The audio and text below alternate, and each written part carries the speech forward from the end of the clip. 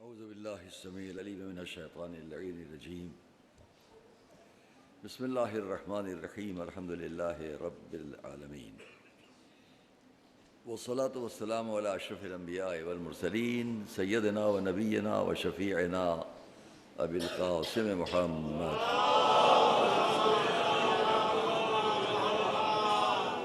وآل بيته الطيبين الطاهرين المعصومين المظلومين الذين أذهب الله عنهم الرجس وطهرهم تطهيرا. ورحمة الله على أعدائهم وقتلتهم وغاصبي حقوقهم أجمعين من الأولين والآخرين. أما بعد، فقد قال الله سبحانه في كتابه المبين وقوله الحق. بسم الله الرحمن الرحيم. كما أرسلنا فيكم رسولا منكم يتلو عليكم آياتنا ويزكيكم ويعلمكم الكتاب والحكمة ويعلمكم ما لم تكونوا تعلمون فاذكروني أذكركم واشكروا لي ولا تكفرون. صلوات.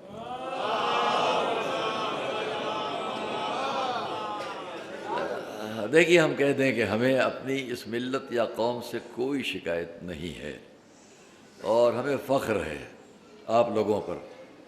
میرے بچے نوجوان، کل بھی میں مجلس میں جہاں جہاں گیا واپس آیا، اور مجلسوں میں بھی جہاں پڑھ رہا تھا وہاں بھی دیکھا 16-17 سال کے سن کے بچے، 16-17 سال، وہ کس جوش اور ولولے سے وہ ہماری طرف آتے ہیں ملنے، مصافحہ کرنے.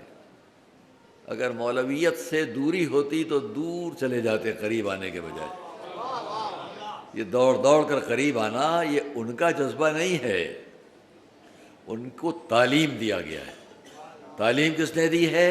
بہترین باپ، بہترین ماں، جنہوں نے اپنے بچوں کو یہ تربیت دی ہے کہ مولویت سے قریب رہو، مولویت سے دور نہ جاؤ. اور یہ مولویت سے قریب رہنا ہی اس بات کی دلیل ہے کہ عزائے امام کے صدقے میں سب ہو رہا ہے. ایک صلوات بھیجیں محمد عالم.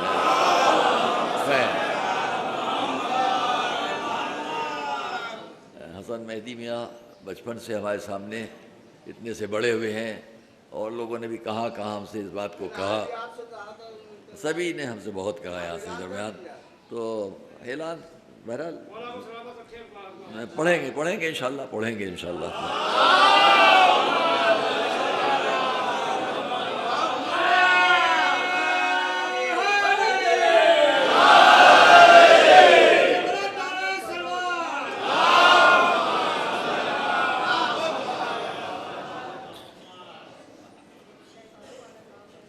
آپ اٹھیں گے؟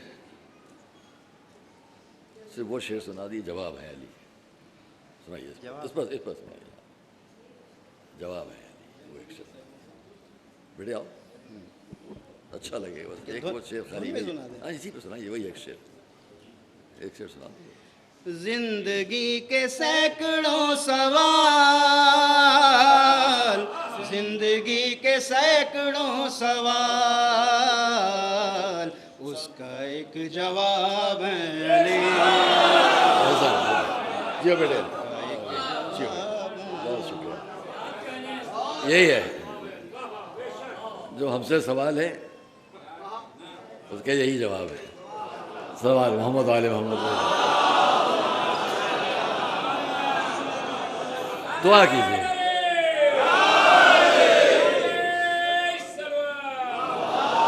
ہم کو بہت بار گزرتا رہا، ہماری بہن ہے جو ان کی بیٹی ہے،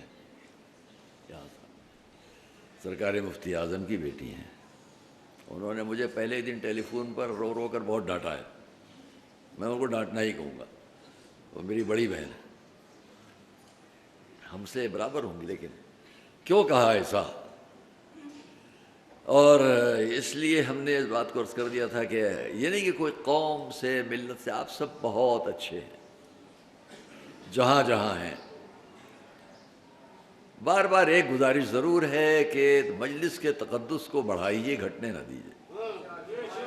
ہماری ایک ہی شکایت ہے کہ جگہ جگہ اس وقت مجالس کے وقت میں وہ کام نہ کرو کہ جو مجلس کی اہمیت کم ہو جائے، وہ نہ کرو.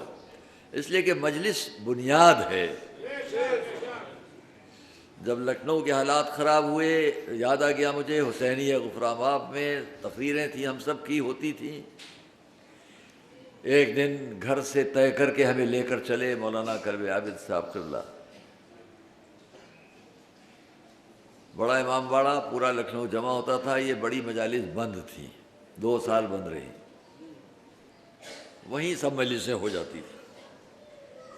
تو اس بات پر وہاں کہنے کے لیے گئے تھے کہ اس پہ کسی نے یہ بات پہنچا دی بات کہ جو تمام مجالس ہیں وہ بند ہو جائیں, یہ مجلسیں ہوں جو بڑی ہیں صرف بڑے امام باڑے میں. تو ہم نے کھڑے ہو کر ایک بات کہی تھی کہ ہم نے جو کچھ سیکھا ہے آج, ملنا, تہذیب, گفتگو, یہ سب ہم نے گھر کی ان چھوٹی مجالس سے سیکھا ہے جن کو دورے کی مجالس کہا جاتا تھا. وہ ابتدائی مکتب ہیں ہم سب کے, جہاں سے تہذیب ملتی ہے, بات کرنے کا انداز ملتا ہے, جذبہ محبت اہل بیت ملتا ہے, ایک جو آخر حیات تک باقی رہتا ہے. دورے کی مجالس تو یہ تو بڑی مجالس, ان کے وقت کا احترام رکھو جہاں بھی ہو. یاد رکھو کہ جو بھی آپ کر رہے ہو اگر بڑی مجالس پر یا دورے کی مجالس پر جو ہوتی ہیں محلے محلے ان پر کوئی اثر پڑ رہا ہو تو اس کو ہٹاؤ. خود آپ کا فریضہ ہے, آپ کا فریضہ ہے. آپ مل جل کر والنٹیری ایک دوسرے کے ساتھ مل کر کوشش کرو کہ ان مجالس کی اہمیت کم نہ ہونے پائے. کسی چیز سے مروب نہیں ہے آپ کا مخالف, اگر مروب ہے تو ان مجالس سے. صلوات محمد و آل محمد پر.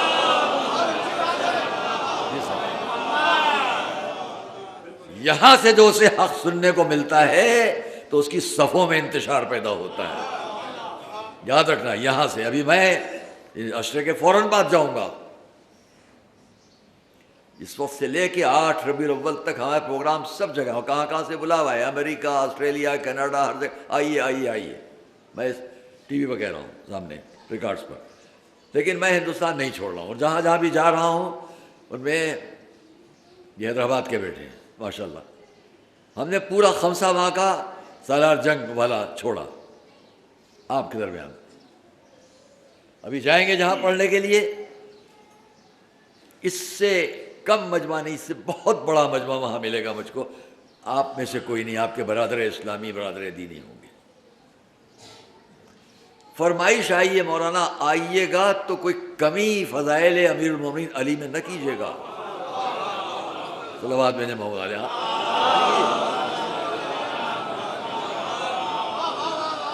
خانقاہ کے لوگ ہیں, میں ان باتوں کو کہوں کہاں تک کہوں. جہاں جہاں بھی ہم جاتے ہیں, ابھی کہاں کہاں جائیں گے, بہت سے شہر ہیں وہاں جائیں گے. 8 ربیع الاول تک ہم پھر مسلسل یہاں, خالی 15-16 محرم تک, وہ بھی پرانے وعدوں کے حساب سے.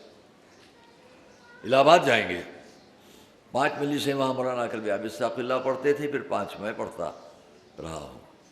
اور اسی رسم پر اب ہے کہ 5 مجلسیں میں پڑھ دیتا ہوں, پھر بعد میں مولانا کلب عابد صاحب اللہ بیان فرماتے تھے. ہر سال ہم جس دن پہنچتے تھے وہ دن آتے تھے, اور اب انہی مجالس کو ہمارے برادر عزیز جناب مولانا حجت الاسلام مولانا کلب جواد صاحب اللہ پڑھتے ہیں, وہ پڑھتے ہیں.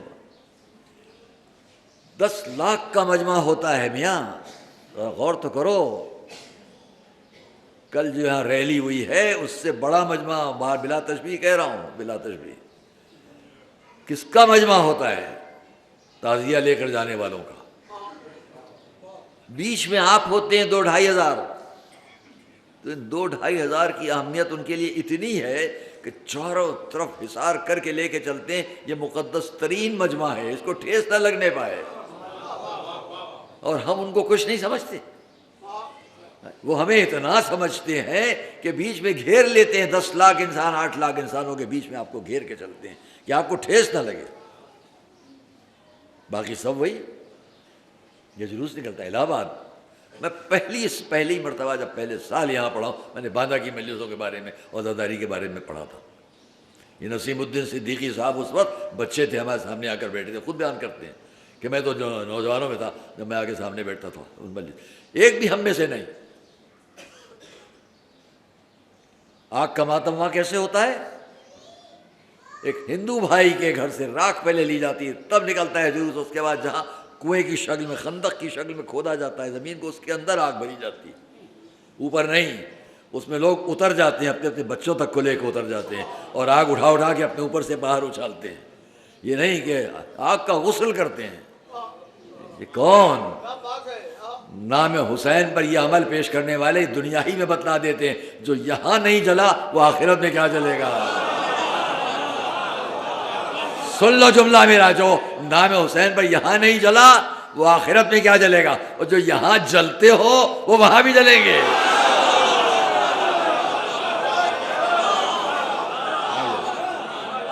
صلوات محمد علیہ محمد۔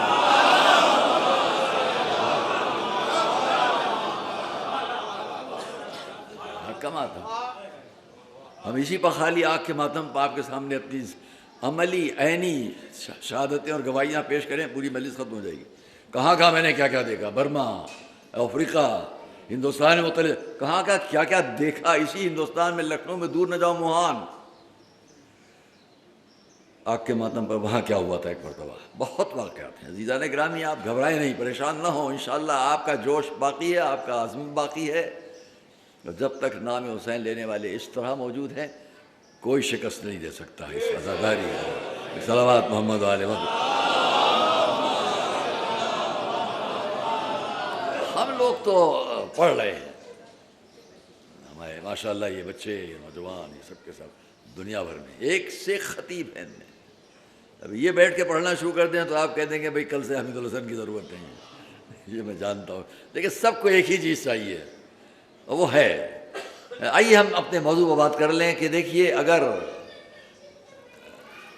جہاد اور اسلام، اہل بیت اطہار اور قرآن، ان کی زندگی سے کیا ملا ہم کو، دیکھیے پورا قرآن، پورا دین، پورا اسلام، بہت جلدی میں آپ کو لے آؤں اس سے آپ کے ذہنوں کو ادھر۔ آج کی تاریخ میں مدرسے نازمیہ پر پڑھا کرتا تھا، 15 منٹ 10 منٹ، وہ سب ختم، ان باتوں پہ بات ہو گئی۔ چلیے دوستو عزیزو، رسالتیں، نبوتیں، امامتیں، علماء، محدثین، ساری روحانی زندگی، یہ روحانیت کی جتنی زندگی آپ دیکھ جاؤ، آپ کو دو رشتے بتلانے کے لیے ہے، ہمیں اور آپ کو، مذہبی زندگی، دینی زندگی، اسلامی زندگی یا جس مذہب کی بھی زندگی ہو، دو رشتے بتلانے کے لیے ہے۔ ایک رشتہ تم کس کے بندے ہو، دوسرا رشتہ تم جس جگہ آ گئے ہو وہاں دوسروں کے ساتھ کیسے رہو۔ ان کو سمیٹ کر کہا جاتا ہے بندے کا رشتہ اپنے رب سے اور انسان کا رشتہ انسان سے۔ یہی دو باتیں سمجھانے کے لیے ہر دین، ہر نبی، ہر رسول، ہر امام۔ بات سمٹ گئی نا، بہت خلاصے میں۔ اس کو میں بہت جگہوں پر پڑھ چکا، بہت پہلے ایک مرتبہ مہوا میں نے اس کو پڑھا، ایک بہت بڑے جلسے میں جہاں سارے مذہب کے لوگ جمع تھے، اور ہم بڑی محبت رکھتے ہیں مراری باپو ہم سے اور ہم ان سے، اور دونوں میں بہت 30-35 سال، 35-40 سال سے مختلف جگہوں پر۔ وہاں ہم نے اس بات کو کہا، انہوں نے بھی اسی بات کو کہا جو میں ابھی آپ سے کہنے جا رہا ہوں۔ دو رشتے ہیں اللہ کا بندے سے اور بندے کا بندے سے، انسان کا انسان سے، انسان کا اللہ سے۔ ہماری کتاب قرآن، اسلام کی بنیادی مقدس کتاب، اس کا کیا ثبوت دیتی ہے؟ اس مجمع کے سامنے دو لفظیں کافی ہیں۔ کہاں سے قرآن شروع ہوتا ہے؟ بسم اللہ، اللہ کے نام سے۔ ختم کہاں پر ہوتا ہے؟ والناس، انسان پر۔ ان دو لفظوں کے درمیان علوم قرآنیہ کا دھارا رواں دواں ہے۔ ہر دریا کے دو کنارے ہیں، یہاں گومتی میں بھی اور کوششیں، یہ کنارہ اور ٹھیک ہو جائے، یہ کنارہ، دو کناروں کے درمیان دریا، ہر دریا ویسے ہی ان دو کنارے سمجھ لیجیے آپ، ان دو کناروں کے درمیان علوم قرآنیہ ہیں، شروع اللہ، ختم انسان، بھائی انہی دو کے درمیان سارے علوم قرآنیہ ہیں۔ اللہ کی معرفت تک جاؤ گے، انسانیت تک پہنچو گے، انسانیت کو سمجھو گے، اللہ تک پہنچو گے۔ صلوات محمد علیہ وسلم۔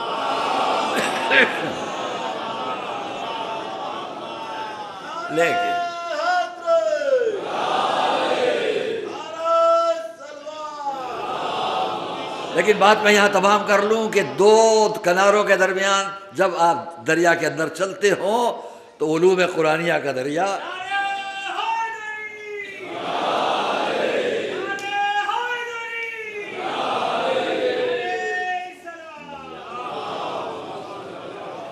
توجہ کرنا، جب دو کناروں کے درمیان دریا رواں دواں ہوتا ہے تو علوم قرآنیہ اللہ، انسان، انسان اللہ۔ لیکن یہ بھی یاد رکھو، جب دو کناروں کے درمیان کوئی دریا میں چلتا ہے تو یا تو پیراک ہو تو نکل جائے گا اس کنارے سے اس کنارے، پیراک نہیں ہے تو بغیر سہارے کے نہیں جائے گا، ڈوب جائے گا۔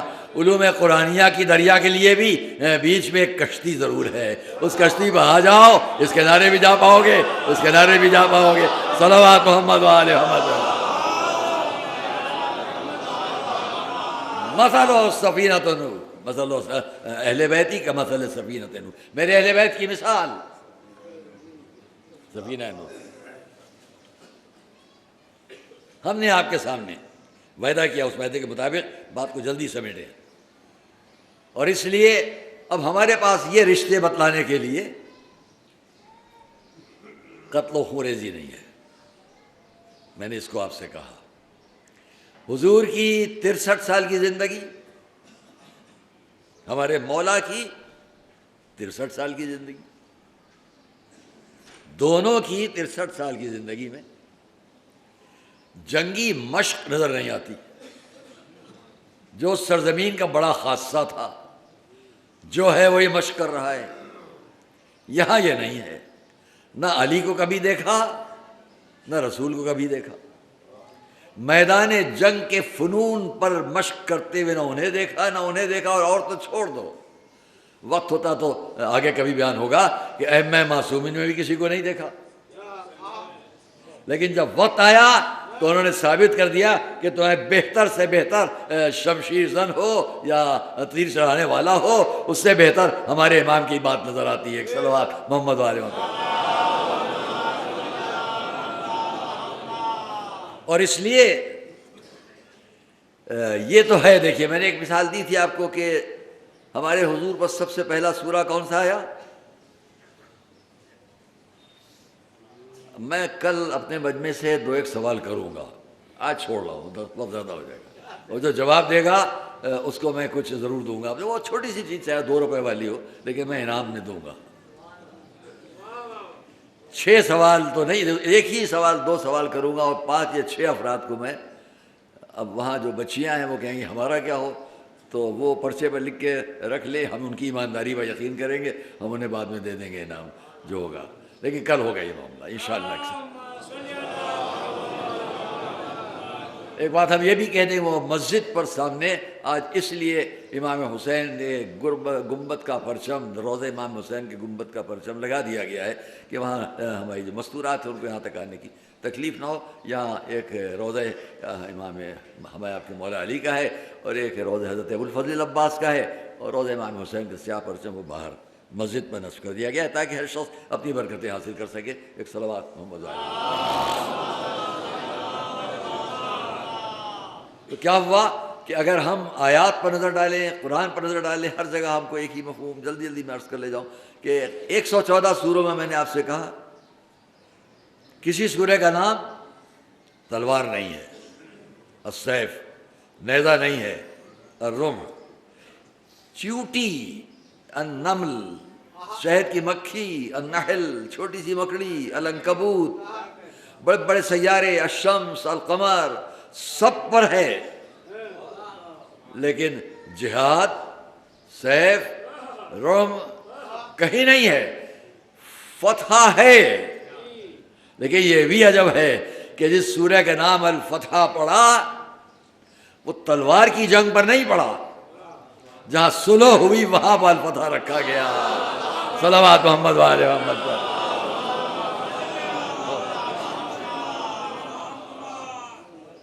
جہاں صلح ہوئی، خون ریزی بچ گئی،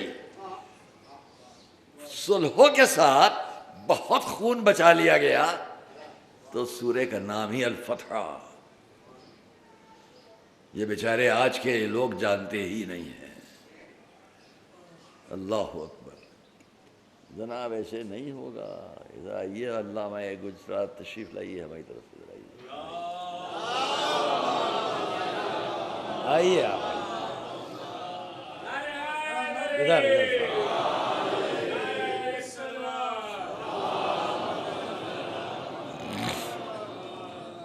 بسم اللہ مولانا، ایک تلوار۔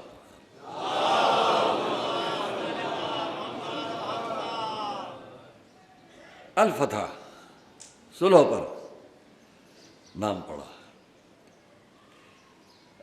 ہجرت سے لے کر پوری دنیا میں دیکھتے چلے جاؤ، تمام قرآن کریم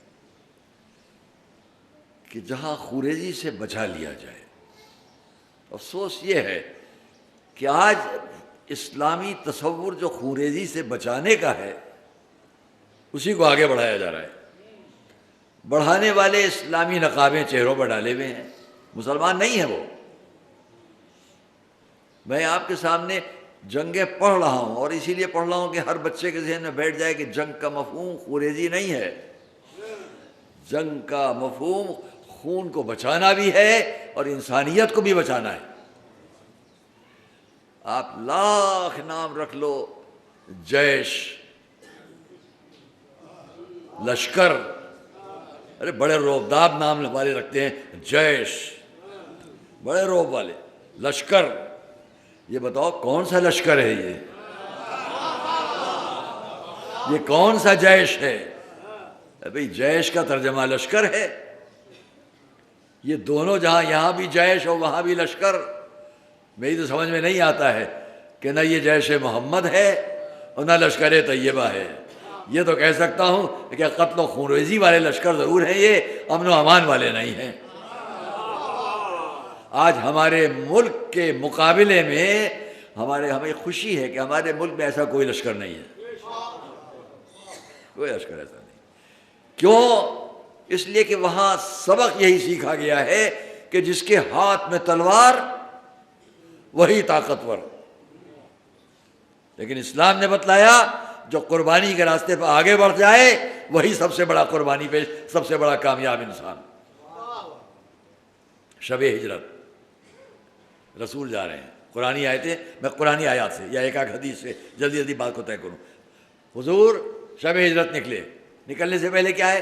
قرآن کی آیتیں آ رہی ہیں، قر رب ادخلنی رب ادخلنی مدخل صدق واخرجنی مخرج صدق واجعل لي من لدنك سلطانا نصيرا وقل جاء الحق وزهق الباطل ان الباطل كان زهوقا وننزل من القرآن ما هو شفاء ورحمة للمؤمنين ولا يزيد الظالمين الا خسارا۔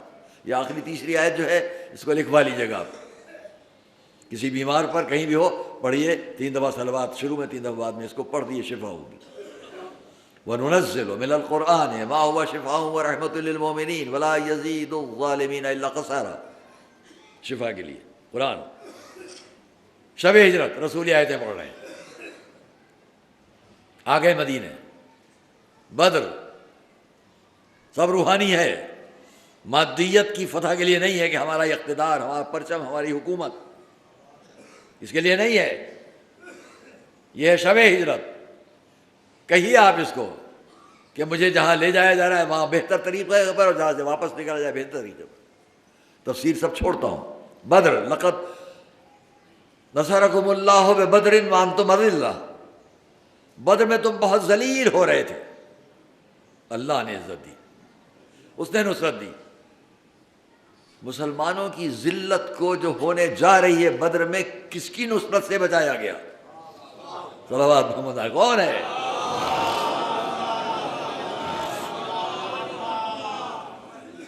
دوسری آیت، وَإِذْ تَسْتَغِيثُونَ مِن رَبِّكُمْ، جب تم بڑی فریاد کر رہے تھے، اس نے ملائکہ کو بھیج کے مدد کی. ملائکہ، دنیا سمجھ رہی ہے کہ صاحب ملک آئے بدر میں تو فتح ہوئی. میں یہ کہوں گا کہ بدر میں خالی ہمت بڑھائے رکھنے کے لیے ملائکہ بھیجے گئے تھے، لیکن وہ ملائکہ بھی کس شان میں آئے؟ جس نے جدھر دیکھا ملک تو نہیں دکھائی دیا، علی کا چہرہ دکھائی دیا. صلوات محمد و آل محمد.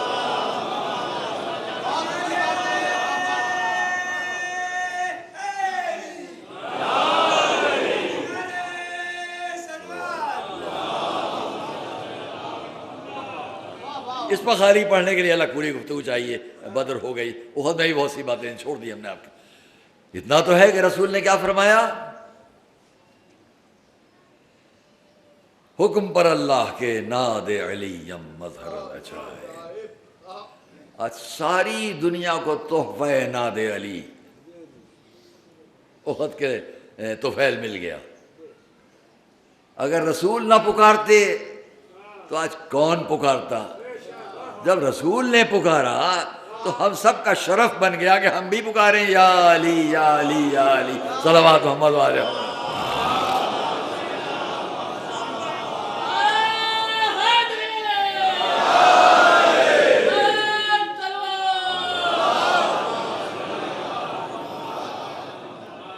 دنیا جانتی ہے آج اور کل ہماری مجلسیں 3:30 تک ہوتی ہیں، 2:30 بجے سے شروع ہوتی ہیں. آج پہلے ہی شروع ہو گئے، ہم پہلے ہی شاید ختم بھی کر لیں. لیکن آئیے اب ہم آپ کو کہاں تک بات کریں کہ ہر جگہ روحانیت روحانیت روحانیت. دنیا نہیں ہے. اسلامی جنگوں پر غور کر لو. آج کی بات آئیے وہاں آئیں جس کو جنگ احزاب کہا جاتا ہے، جنگ خندق کہتے ہیں. آپ ہمیں جنگ خندق نام کیوں پڑا؟ یہ خندق کیوں کہلائی؟ یہ بھی میں سوال کرتا بچوں سے، بڑوں سے، یہ سب کو معلوم ہوگا. احزاب کیوں کہا گیا، خندق کیوں کہا گیا؟ ذرا ذہنوں کو زور دو جہاں جہاں ہے. احزاب اسی جنگ کا نام ہے جس کو ہم جنگ خندق بھی کہتے ہیں. تو خندق کیوں اور احزاب کیوں؟ جب بدر میں شکست ہو چکی، احد میں ذلیل ہو چکے، تو اب الگ الگ چھوٹے چھوٹے بڑے بڑے سارے قبیلے جمع ہوئے. آپس میں دشمن تھے. تاریخ کا عجب فقرہ ہے، میں نہیں کہہ رہا ہوں. آپس میں دشمن تھے لیکن رسول کے مقابلے میں سب ایک ہو گئے. بھائی یوں ہی سمجھ لو، جانے کتنی جگہ ہے جہاں آپس میں دشمنی ہے، علی کے مقابلے میں ایک ہو جاتے ہیں. صلوات محمد و آل محمد پر ہو جاتے ہیں. نہ وہاں کوئی بگاڑ سکا کچھ، نہ یہاں کوئی بگاڑے. احزاب حزب کی جمع ہے. احزاب یہ حزب وہ حزب وہ حزب، یہ جماعت وہ جماعت وہ جماعت، یہ سب مل کے ایک. بہت کوشش کی ابو سفیان نے، اب کیا کریں؟ آئیے بہت کوشش کی، اب کیا کریں؟ ادھر سے ادھر دوڑ دھوپ کوشش کرا کے پھر بہت سے الگ الگ قبیلوں کے لوگوں کو جمع کیا. اور اس کا سب سے بڑا حوصلہ بڑھانے کے لیے جو انداز اختیار کیا گیا، اس میں ایک بہت بڑے پہلوان کو ساتھ لیا گیا. جانتے ہیں نام آپ؟ ایک بہت بڑے شجاع بہادر پہلوان کو ساتھ لے لیا گیا، جس کا نام سب جانتے ہیں، عمر ابن عبد ود. ود نہیں، ود. ان کے بڑے معبود کا نام تھا ود. جیسے حبل، عزا، لات، منات، وہاں عجیب سب نام یہ ہوئی تھے. کسی کا نام لات پڑ گیا. اب ہمارے ہندوستان میں تو اردو میں سب کو بڑا اچھا لگتا ہوگا سن کے، کیا ہے؟ لات. چلو بھائی، منات، عزا، حبل، علل، حبل، اسی میں ود. تو انہوں نے کہا اس کو لے کے چلو، جلدی جلدی بات تمام کریں. جب لے آئے تو اس نے بھی بڑی جرأت کی، گھوڑے کو دوڑایا. خندق کیوں یہ بھی کہہ لوں ورنہ ذہنوں میں تشویش رہ جائے گی. حضرت سلمان نے کہا ہمارے ملک میں جب مقابلے ہوتے ہیں ایسا ویسا تو ہم یہ ایک ترکیب کر لیتے ہیں. تو یہ ترکیب سکھائی بھی کس کی ہے؟ حضرت سلمان کی. یہیں پہ بیان کرتا بہت حضرت سلمان کے لیے اسے بھی چھوڑتے ہوئے کیا ہوا، آیا ہم اپنے عبد ود، اور اپنے گھوڑے کو اس نے چونکہ مشہور ہو گیا عبد ود، تو میں یہی کہوں گا عبد ود ہی کہوں گا، صلوات محمد علیہ وسلم۔ چاروں طرف اس نے جہاں پر خندق کے اندر مسلمان جمع ہے، اس نے چاروں طرف گھوڑے کو دوڑایا سامنے، ایک طرف کونے میں آ کے کھڑا ہوا، آواز دی، کیا کر رہے ہو تم لوگ؟ اندر لوگ سب ڈرے سہمے ہوئے، اس لیے کہ نام بڑا تھا، اور خالی ہے کہ نام بڑا نہیں، اندر بھی کچھ لوگ بیان کر رہے تھے، اندر بھی کچھ لوگ بیان کر رہے، ارے یہ بڑا پہلوان ہے، بڑا شجاع ہے، ہم نے خود دیکھا ہے ایک جنگ میں اس نے اونٹ کے بچے کو ہاتھ پہ اٹھا لیا، سپر کی جگہ پر لڑ رہا تھا یہ۔ تو بھلا بتائیے کس کی ہمت ہوگی جو اونٹ کے بچے کو سپر بنا کے اٹھا لے، اس سے کہاں لڑیں گے یہ لوگ؟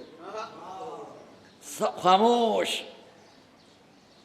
اس عالم میں وہ بار بار کہہ رہا ہے کہاں ہو تم لوگ؟ تمہارا تو گمان یہ ہے کہ من قتل منکم، تم میں سے جو قتل ہو جائے گا دخل الجنہ، وہ جنت میں چلا جائے گا، یا من قتل منکم دخلہا، تمہارا عقیدہ ہے کہ وہ جنت میں داخل ہوگا، دونوں طرف فکرے ہیں۔ بار بار وہ کہہ رہے ہیں جاؤ آؤ، تمہیں تو عقیدہ ہے کہ جو قتل ہو جائے گا وہ جنت میں جائے گا۔ میں کہاں گیا عقیدہ؟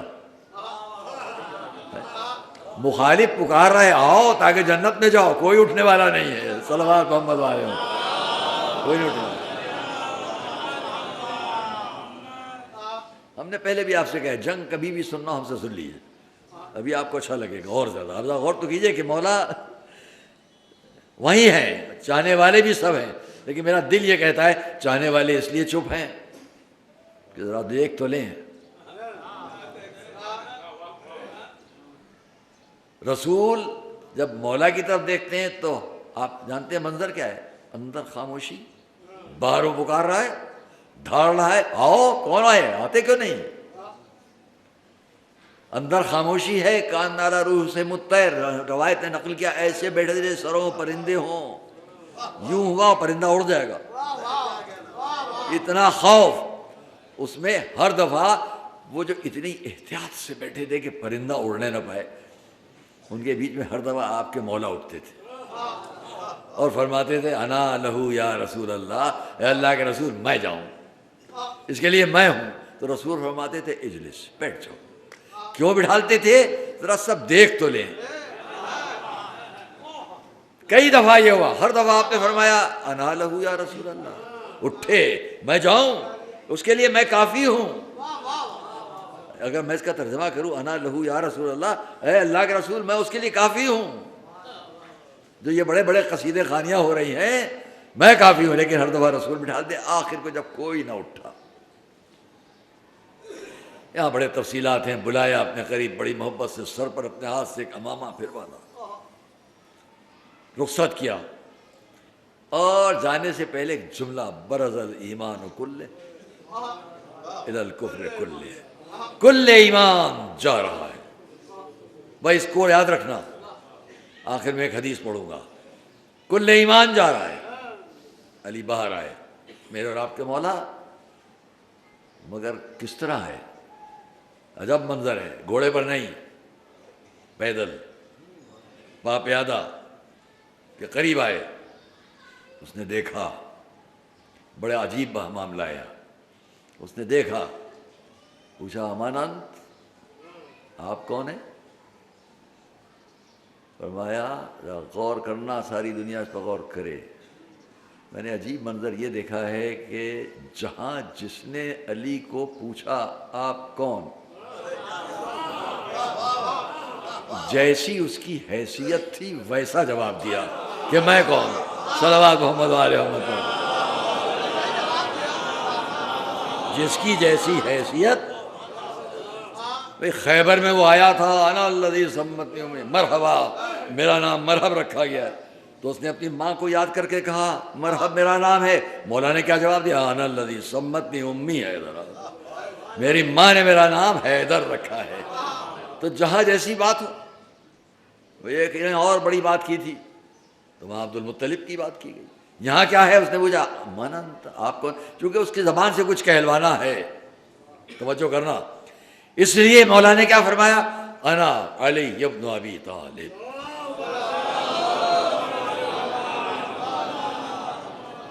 ابو طالب کا نام لے کر بتا دیا. اب تو شرم کرو ابو طالب کے بارے میں کچھ کہتے ہوئے. میدان جنگ میں مقابلے پر آ کے جو فخر میں اپنے بابا کا نام لے، صلوات محمد وآل محمد.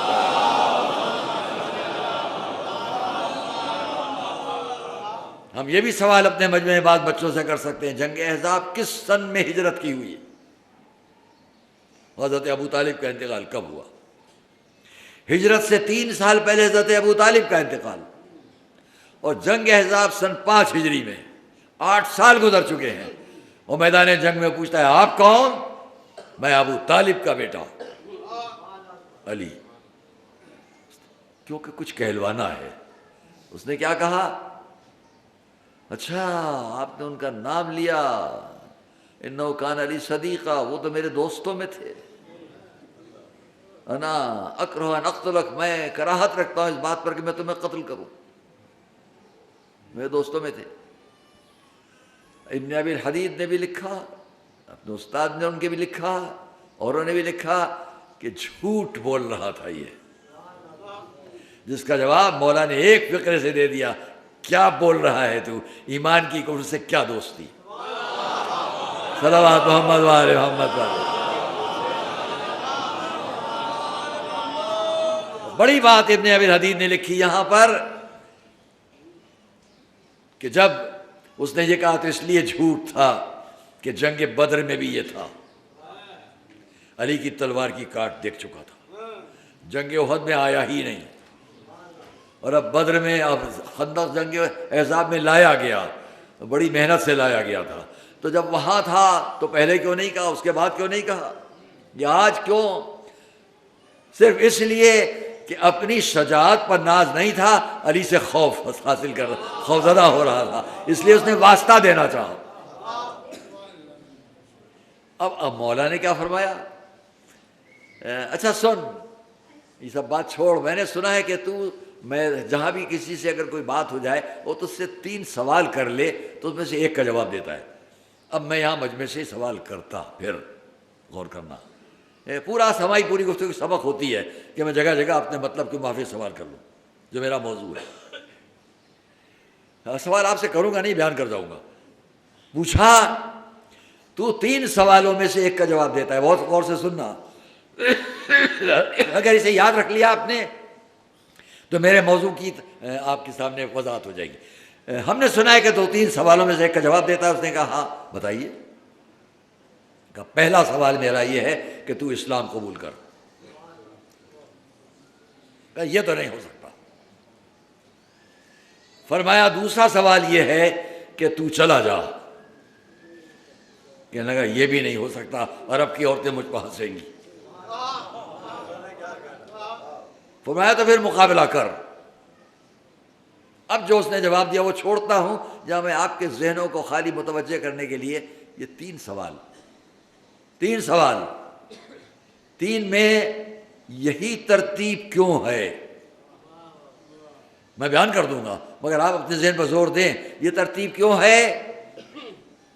اسلام قبول کر پہلی بات، چلا جا دوسری بات، جنگ کر تیسری بات. کیا یوں نہیں ہو سکتا تھا؟ چلا جا، اسلام قبول کر، یوں بھی ترتیب ہو سکتی تھی. چلا جا نہیں، اسلام قبول کر نہیں، تو جنگ کر. غور کرو ترتیب کیا ہے. کبھی میرے ذہن میں بات آئی جب میں نے اس ترتیب کو پڑھا، میں آپ کے سامنے پہلے کبھی پڑھ چکا ہوں بہت پہلے.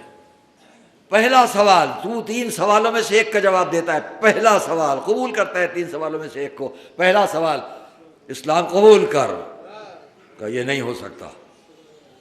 تو چلا جا، یہ بھی نہیں ہو سکتا، عورتیں ہنسیں گی، بہادر عرب کا بھاگ گیا. تو پھر جنگ کر. اب اس کا جواب ابھی بیان کرتا ہوں. پہلے اس کو بیان کر دوں ترتیب ایسی کیوں ہے. بدر کی بات کر چکا، احد کی بات کر چکا، یہ جنگ خندق ہے، جنگ احزاب ہے. علی نے 3 سوال رکھ کر اسلام کے پورے مشن کو واضح کر دیا. غور کرنا، اسلام کی پوری نظریاتی زندگی کو واضح کر دیا. ہماری جنگ خونریزی کے لیے نہیں ہے. پہلا سوال اسلام قبول کر، اگر اس کے بعد ہوتا تو جنگ کر، تو دنیا کہتی اسلام جنگ کے ذریعے، تلوار کے ذریعے، طاقت کے ذریعے پھیلا. نہیں، پہلا سوال اسلام قبول کر، نہیں ہو سکتا تو دوسرا سوال چلا جا. علی نے بتلا دیا میں جانے کا موقع دے رہا ہوں، نہ جنگ ہو نہ اسلام جبر سے ہو. صلوات محمد و آل محمد پر. ایک اور صلوات محمد.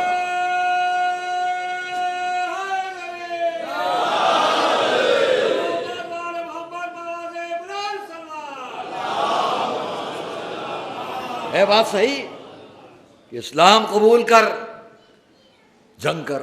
تو لوگ کہتے دیکھا نا آپ نے، جو اسلام نہیں قبول کرتا اس کو لڑائی سے نہیں، بیچ میں چلا جا. اسلام موقع دیتا ہے جانے کا. عزیزان گرامی، یہاں پر میں ایک دوراہے پر کھڑا ہوں. کچھ ایسی باتیں کہنے کو دل چاہتا ہے کہ آپ بہت خوش ہو جائیں، لیکن یہ بات رہ جائے گی جس کو کہنا ہے. اس لیے میں اسے فیصلہ لیتا ہوں کہ نہیں، جو میں بات کر رہا ہوں اسی کو کنٹینیو کروں. ایک صلوات بھیجیں محمد علی. وہ دوسری بات ہو سکا تو کل بیان کر دوں گا آپ سے. تو پھر جنگ کر. اس نے کیا کہا؟ مجھے نہیں معلوم تھا کہ عرب کی سرزمین پر کوئی ایسا بھی ہوگا جو مجھے جنگ سے ڈرائے گا. کم سے کم اس کے دل کا ڈر ظاہر تو ہوا. صلوات محمد علیہ وسلم. کم سے کم کوئی ایسا عرب کی سرزمین پر. جملہ آپ نے سن لیا، آسانی کے ساتھ سن لیا. بھئی اتنا بڑا پہلوان ایسے مجمع میں کیا کہہ رہا ہے؟ مجھے نہیں معلوم تھا کہ عرب کی سرزمین پر کوئی ایسا بھی ہوگا. یہ وہ جانتا ہے کہ ان کے سوا کوئی ایسا نہیں ہے. صلوات محمد علیہ وسلم.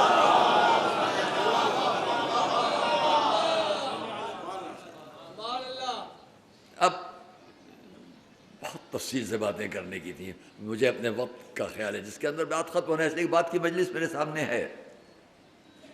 حالانکہ آج اور کل ہم اجازت لیے رہتے ہیں ان حضرات سے 3:30 تک کی، لیکن پھر بھی ہم اس سے پہلے ختم کریں گے. آئیے کیا ہوا؟ جیسے ہی اس نے یہ کہا مجھے نہیں معلوم تھا، تو مولا نے فرمایا تو میرا مقابلہ کیسے ہوگا؟ اس نے کہا مجھے نہیں معلوم تھا، تو آئیے مقابلہ ہی تو ہونا ہے نا. پہلی دونوں باتیں ختم، اب مقابلہ ہونا ہے. بس سننا. مولا نے فرمایا تو پھر مقابلہ کیسے ہوگا؟ کہا کیوں؟ کہا تو گھوڑے پر، میں پیدل. ارے مولا آپ گھوڑے پر کیوں نہیں آئے؟ یہ کہنے کی ضرورت کیا ہو کہ تو گھوڑے پر میں پیدل، مقابلہ برابر کا کیسے ہوگا؟ کچھ اس طرح فرمایا کہ غصے میں نیچے اترا، تلوار سے گھوڑے کا پیر کاٹ دیا. اب سمجھے آپ کیوں ہوا یہ سب؟ نہیں سمجھے، نہیں سمجھ میں گئی بات، آپ کے سامنے بات نہیں آئی. میں کہہ دوں کیوں مولا نے اس کے جوش دلایا اور کیوں اس طرح سے کہ اس نے گھوڑے کا پیر کاٹ دیا. آج آپ کے مولا کیا خطاب لے کر آئے ہیں؟ سامنے والے کو کیا کہا گیا ہے؟ ایسا کر لو کہ یہ بچ کے نکلنے ہی نہ پائے. صلوات محمد و آل محمد.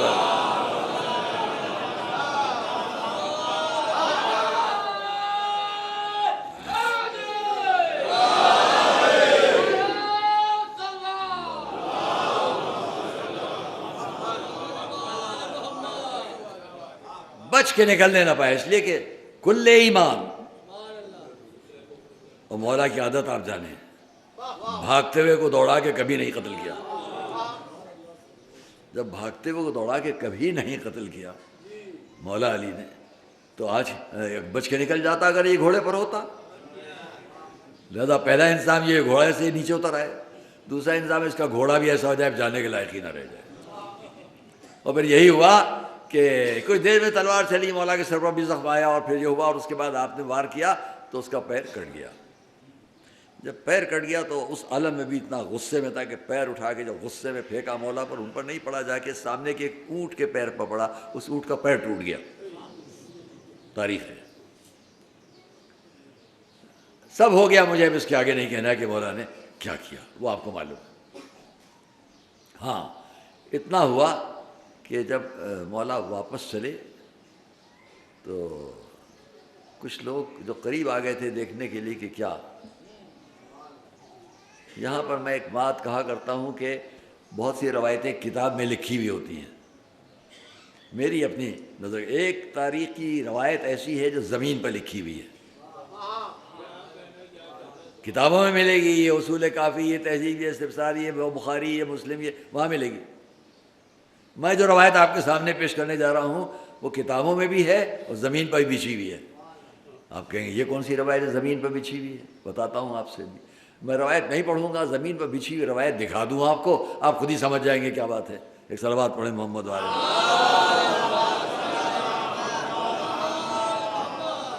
جب میں حج کرنے گیا تو وہاں پر پہنچا میں جہاں جنگ خندق ہوئی ہے، جنگ احزاب، تو ایک بلندی پر ایک مسجد ہے، اس مسجد کا نام حضور کے نام پر ہے، اس سے بالکل مل کر دوسری مسجد ہے، اس کا نام ہے مسجد ابو ذر۔ اور اس چھوٹی سی بلندی جتنی بلندی ہے سامنے ہمارے چھت کی، سے بھی کچھ نیچے ذرا سیڑھیاں چڑھ کے جائیے، مسجد حضور، اس کے بعد مسجد ابو ذر، اور جیسے ہی آپ نیچے دیکھیں گے اوپر سے کھڑے ہو کے تو مسجد سلمان۔ میں اس کو دیکھتا ہوا آگے بڑھتا چلا گیا تو میں نے دو مسجدیں اور دیکھی کچھ بڑے لوگوں کے نام پر۔ اس کے بعد میں اور آگے بڑھا تو میں نے ایک مسجد، اب وہ میں نے سنا مسجدوں پر سے وہ اسپرے کیا ہوا تھا، دیواریں چھوٹی چھوٹی دیواریں تھیں اور ان پر لکھا ہوا تھا مسجد فلاں، مسجد فلاں، مسجد فلاں، تو ایک پر حضرت معصومہ کا بھی نام تھا۔ لیکن آگے بڑھا تو وہاں پر مسجد علی بن ابی طالب، تو میں غور کیا، فرض کیے بلا تشبیہ بلا تشبیہ بلا مثال، وہ سامنے وہاں جو کونا ہے وہاں مسجد علی بن ابی طالب، یہاں پر بیچ میں دو مسجدیں، ایک ان کے نام ایک ان کے نام وغیرہ۔ اب وہاں سے ہم ادھر آئے تو یہاں پر مسجد سلمان، اوپر مسجد ابو ذر، پھر حضور۔ آپ نے مسجد سمجھ لی، مسجد وہاں اس جگہ بنا دی جاتی ہے جہاں پر کوئی اہم بات ہوئی ہو۔ واضح کروں بات، وہ وہاں جگہ ہے جہاں علی ہیں، وہ ان لوگوں کی جگہ ہے جو قریب دیکھنے گئے ہیں۔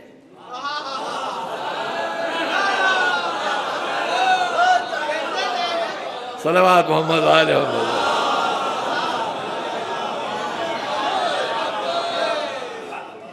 یہ مجمع کہیں نہیں ملے گا، ایک صلوات محمد علیہ وسلم۔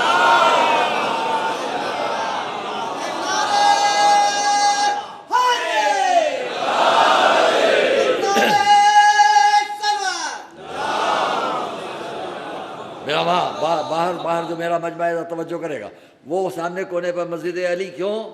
وہاں عمر کو قتل کیا گیا۔ وہ بیچ میں دو مسجدیں اور کون؟ جو قریب دیکھنے گئے، جو کہ رسول نے فرمایا تھا جو پہلے آ کے خبر دے گا اس کے لیے جنت ہے۔ وہاں جیسے ہی قتل کیا گیا عمر، چلے لوگ فوراً رسول کو خبر دینے۔ وہیں نیچے مسجد سلمان کیوں ہے؟ وہ وہیں کھڑے دیکھ رہے ہیں، جیسے ہی آتے ہوئے دیکھا، یا رسول اللہ مبارک، وہ آئے، ہم سب سے پہلے خبر لے آئے کہ علی نے قتل کر دیا، کہا تم سے پہلے سلمان بتا چکے۔ صلوات محمد علیہ محمد۔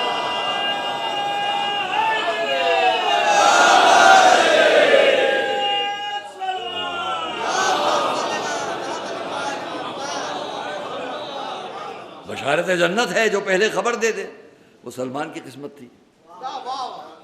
تو روایت بچھی ہوئی ہے کہ نہیں فرش پر؟ کتابی تو نہیں ہے، پوری میدان میں تھی روایت بچھی ہوئی کہ نہیں؟ ایک صلوات محمد والے۔ یاد رکھو کہ میدان کے شیر کی باتیں میدان ہی میں ہوتی ہیں، کونوں اور گوشوں میں نہیں ہوتی۔ اور اس لیے جب پلٹ رہے تھے تو لوگوں نے منظر دیکھا، ارے اتنی قیمتی زرہ، عرب کا قاعدہ، اب سارے قانون بدل گئے ہیں، ان کو نہیں معلوم۔ عرب کا قاعدہ ہے جس نے جس کو قتل کر دیا اس کا سارا مال ان کا، علی نے صرف قتل کیا، واپس چلے۔ لوگوں نے بڑھ کر کہا یا علی اتنی قیمتی زرہ اس کے جسم پر آپ چھوڑے دے رہے ہیں؟ ایک فقرے میں جواب ہے، آپ اتنی قیمتی زرہ اس کے جسم پر چھوڑے دے رہے ہیں؟ فرمایا ہیا لکم، یہ تمہارے لیے ہے۔ کیوں؟ دوسرا فقرہ بھی سنیے گا، ہیا لکم، یہ تمہارے لیے، لا نأکل ثمن الموتى، ہم مردوں کا مال نہیں کھاتے۔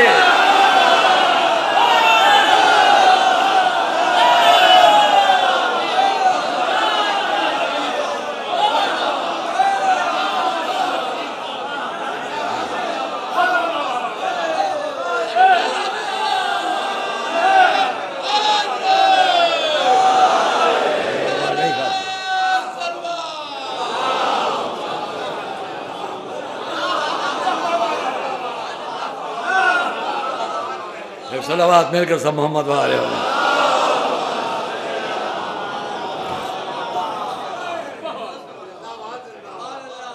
عزیزان گرامی، بہت مشکل میں ہوں، بس چند منٹ۔ وہ کہ جس نے اپنے بھائی کی نصرت میں سب کیا، اب انہی کا بیٹا اپنے بھائی کی نصرت میں کیا کر رہا ہے؟ روایت ہے، تاریخ، وراثت، مولا علی آئے، جناب ام البنین نے گود میں عباس کو لا کر دے دیا۔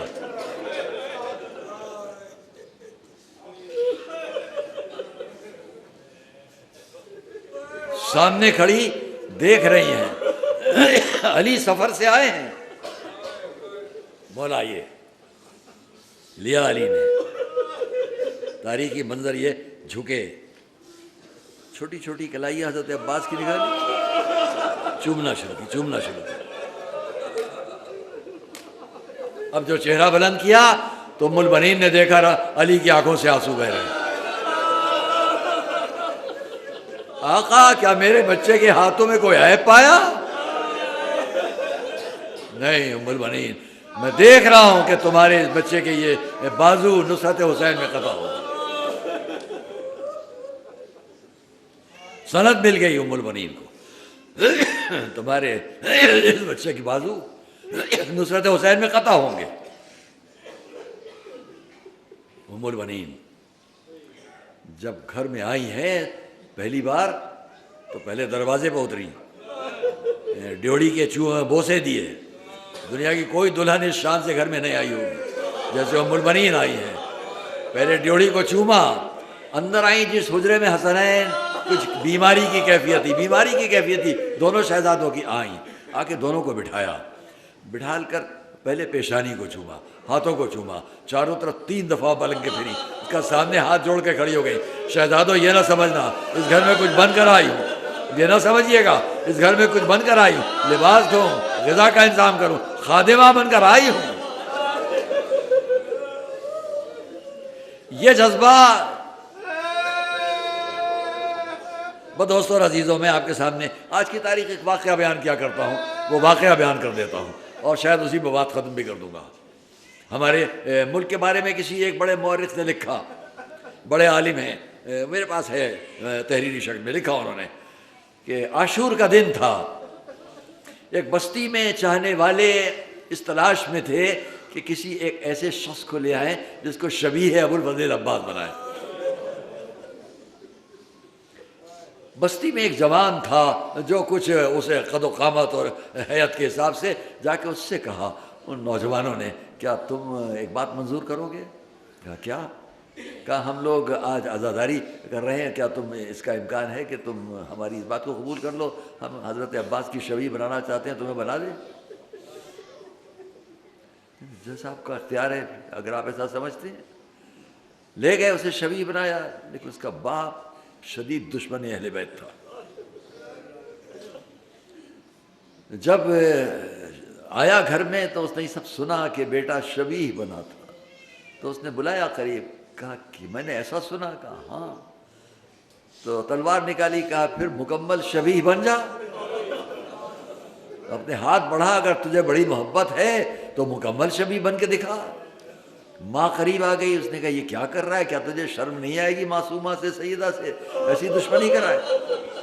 اس کو اس نے ایک طرف ہٹایا، بچے سے کہا بچہ بھی بہادر، اور دل میں کیا محبت آ گئی، اس نے ہاتھ اٹھایا، ایک ہاتھ کاٹا، کہا دوسرا ہاتھ بھی، دونوں ہاتھ اپنے بچے کے کاٹ دیے۔ ماں دوڑی چیختی پیٹتی، کہا لگتا ہے تو بھی اس کی محبت کرنے والی، اگر بڑی عقیدت ہے زبان باہر نکال، میں تیری زبان بھی کاٹ دوں۔ بی بی نے کوئی پرواہ نہ کی، لے کاٹ دے، اس نے زبان بھی اس کی کاٹ۔ دونوں غشی کے عالم میں پڑے ہوئے ہیں، رات ہو گئی، رات گزر رہی ہے، میں جلدی جلدی بیان کروں، رات گزر رہی ہے، دونوں غشی کے عالم میں پڑے، اتنے میں اس بی بی نے یہ دیکھا کچھ بیویاں سامنے آئی ہیں، ان میں ایک نورانی بی بی ہے، ان کو چاروں طرف بیویاں گھیرے ہوئے ہیں،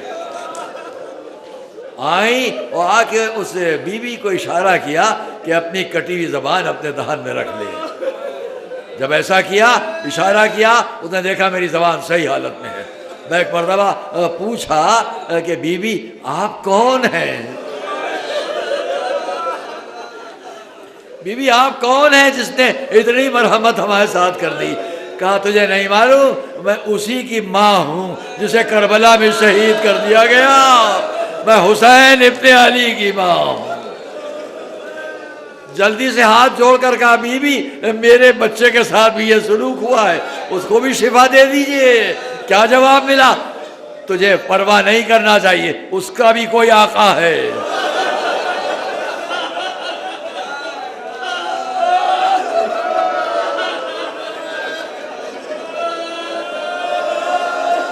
اس کا بھی کوئی آقا ہے۔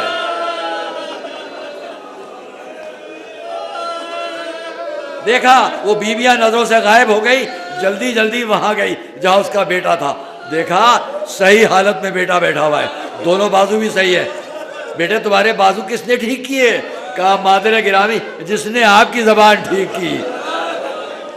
کہا کیا ہوا، کیسے ہوا؟ کہا کچھ نہیں، ایک نقاب پوش سوار آئے، مجھے حکم دیا اپنے کٹے ہوئے ہاتھوں سے اپنے جسم کو مس کر، جب میں نے ایسا کر لیا تو میرے بازو ٹھیک تھے۔ پھر کیا ہوا؟ پھر میں نے ان سے کہا آپ کون ہیں جس نے میرے ہاتھوں کو ٹھیک کر دیا؟ لائیے اپنے ہاتھوں کو دیجئے، میں ہاتھوں کو چوم لوں۔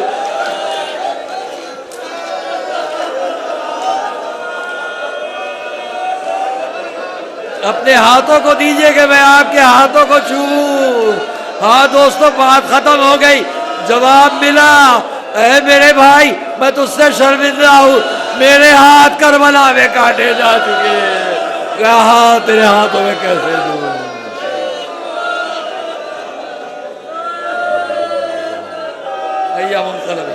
بس ایک فقرہ اور عرض کروں گا آپ کے سامنے، اتنے عزیز تھے یہ ہاتھ کہ جب لٹا ہوا قافلہ کربلا سے مدینے پہنچ گیا تو کچھ اور نہیں پوچھا ام البنین نے، یہ بتاؤ میرے عباس کا کیا ہوا؟